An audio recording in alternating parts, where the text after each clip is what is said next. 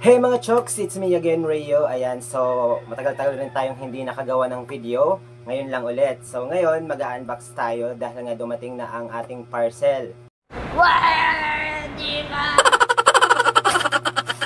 So ayan, nandito na siya. So kahapon pa to, actually kahapon pa to dumating. Ngayon ko lang to i-open. Nakikita ko siya sa TikTok. Gamit to for vlogging. So, buksan na natin. So yan, bubuksan na natin mga chokes. So, alam kong ay hindi na to bago para sa iba, pero para sa akin, bago pa rin. So, ayan na. Ito siya. Malit lang pala. Wow, expectation malit. Yun. So, kuha muna tayo ng gunting. So, buksan natin. Dumadantok palagi sa TikTok ko eh. Tapos, tinignan ko yung review, ang daming bumibili at saka ang dami rin talaga, magaganda lahat yung mga comments, yung mga reviews nila magaganda. Kaya sabi ko subukan ko to.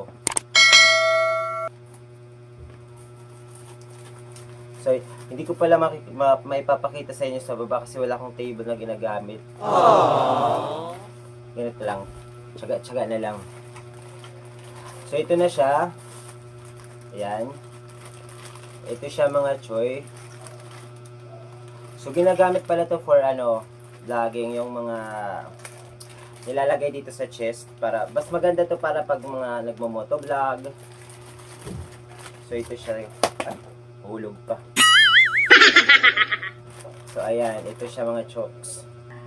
So yun mga chokes, ibinaba ko ng konti yung camera ko kasi nga atas na din masyado nung kanina. So ito na pala siya. Bali ito siya. Hindi ko alam kung para saan to kasi sorry, ignorante ang person. Ginagawa mo. So ito siya.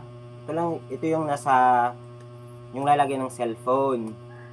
Para sa mga mahilig mag-vlog or mag-video na wala pang camera pro, lalo na kung nagmo-motovlog ka, mas maganda yung ganito muna yung gamitin nyo.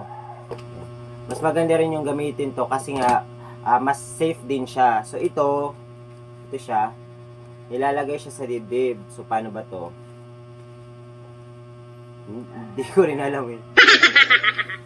Ayan. So, ito, tinatanggal pala to. Dapat tanggalin yan. Ayan. So, nakita nyo ba? Tinatanggal siya. Tapos, isusuot siya ng ganito.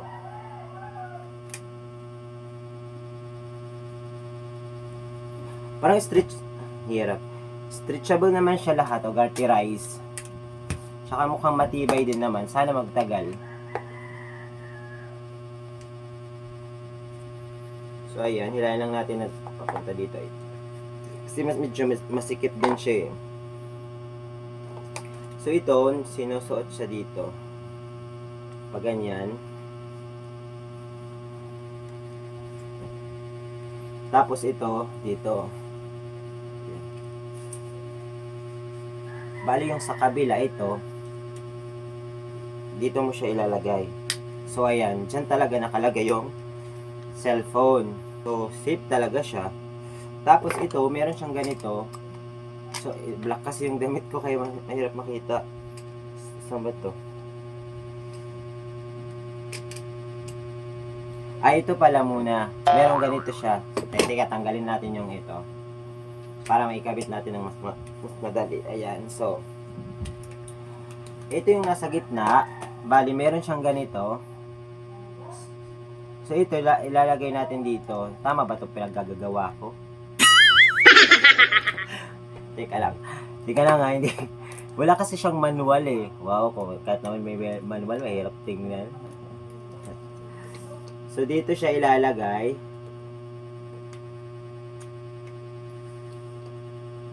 Ayan. So, dito siya ilalagay. Nakikita nyo ba? Dito siya ilalagay.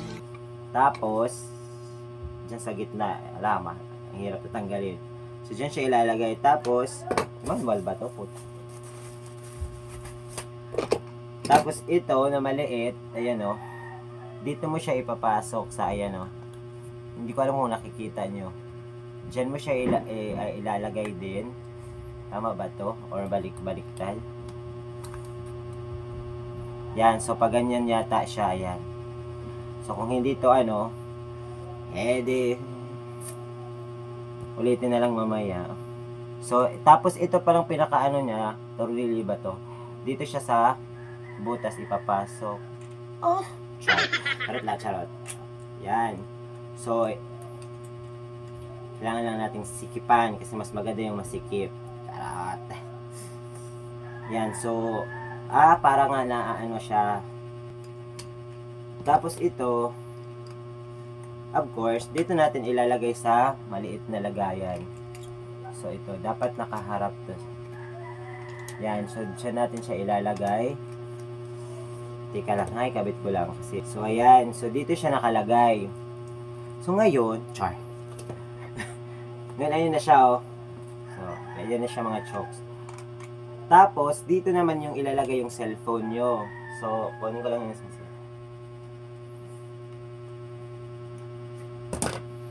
Ayan, so dito nyo ipapasok yung ano, cellphone nyo. Ayan. Tapos, syempre, ilak nyo yung dito para hindi malaglag yung cellphone nyo. O, diba? Tapos, dito rin, ilak nyo rin to para hindi siya magalaw. Ayan. Pero kung gusto, pwede siyang portrait, pwede na naman siyang landscape. Lawagan nyo lang ng konti dito, tapos paikutin nyo ng ganyan. Ayan, o. Tapos, ilak nyo lang din to ng, ayan. Tapos, balik natin sa landscape. Ay, portrait pala, sorry. So, ayan, di ba ang galing? So, ngayon, susuotin na natin to. Yan, so, susuot natin to.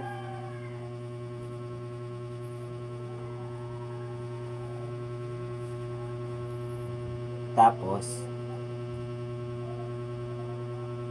tira pa. So, ito na nasa kabila. Dito natin kakabit. Ayan. So ganyan ang nangyayari. So maganda siya parang sa mga nagbablog. Skip lang natin. So ganyan siya mga choy. Ayan, o. So pwede mo siyang iganyan. Pagka may mga ginagawa ka nandito sa baba, tapos kailangan mo gamitin yung dalawang kamay mo. So, hindi ka na mahirapan kung saan mo ilalagay yung cellphone mo kasi pwede dito na lang siya. Pag ganyanin mo na lang siya, diba? So, dito mo na siya, Tapos, kung sa magbumotor ka naman, so, ganyanin mo lang siya. So, hindi ka na mahirapan. Tapos, pwede pa siya sikipan para at least stable din yung camera niya. So, maganda siya mga chokes para sa akin. Tapos meron pala siyang ganito, goma. Ito, dito siya nilalagay sa likod para sa cellphone siya. Ayan, o. Ay, mali. Dito pala ito. Tika lang, ha. Yan. So, dito siya sa gitna nilalagay. Tapos yung ito sa mga dulo, nilalagay sa gilid ng cellphone. Yan. Hindi ko alam kung tama ba pagkagagawa ko. Ayan. So, para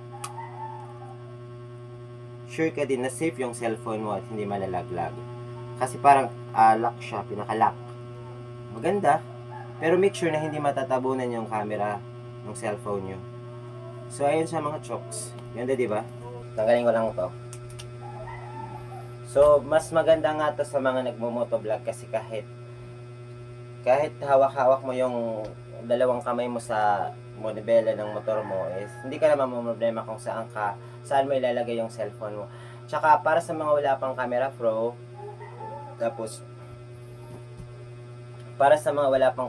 tapos nagsisimula pa lang din vlogging, tapos cellphone pa yung gamit, mas maganda to siyang gamitin para sa akin, Par solid naman yung binayad ko dito. Ganda.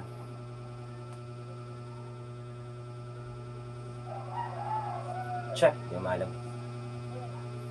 Yan. So, that's it for today's video. Salamat sa lahat ng nanonood at nagtapos ng video. Ayan, syempre don't forget to like this video. At syempre sa lahat ng hindi pa nakasubscribe sa aking channel, please subscribe my YouTube channel and hit the notification bell para updated ka sa video na ako na i-upload. Bye mga chok! Salamat!